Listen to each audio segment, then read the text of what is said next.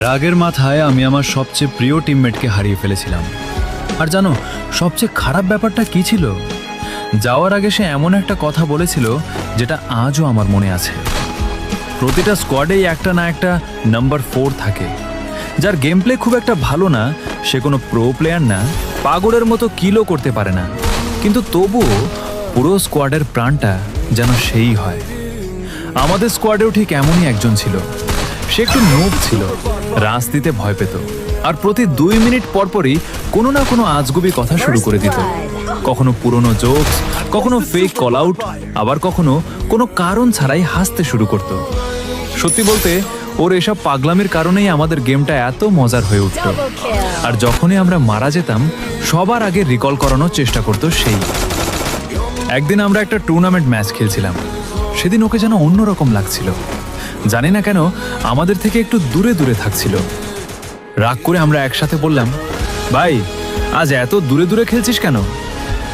সে শান্তভাবে বলল, আমার ফোনে রাশ ঠিক মতো সামলায় না, তাই সেফ খেলছি।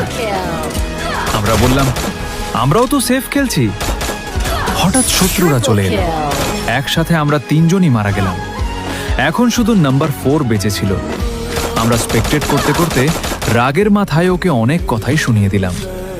সে কিছুক্ষণ চুপ করে রইল, তারপর শুধু এতটুকুই বলল, তোরা কত বড় প্রো প্লেয়ার সেটা আমি জানি। এরপর সে নিজের উপর একটা মলি ছুড়ে দিল। আমাদের রাগ তখন আরো বেড়ে গেল। লবিতে ফিরে আমরা বললাম, নিজেকে মেরে ফেললি কেন? টপ 10-এ তো যেতে পারতাম, এটা তো বেস্ট অফ সিরিজ ছিল। আমরা বলতেই থাকলাম, আর সে শুধু একটা লাইন বলল, সরি ব্রো। তারপর সে লিভ দিয়ে চলে গেল।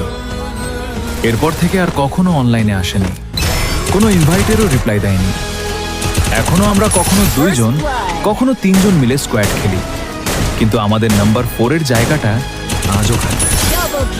আর আজ আমি বুঝি, প্রতিটা স্কোয়াডের শুধু প্রো প্লেয়ার দরকার হয় না, কখনো কখনো নুব গেম প্লেওয়ালা একজন মানুষই পুরো স্কোয়াডটাকে পরিবারের মতো অনুভব করিয়ে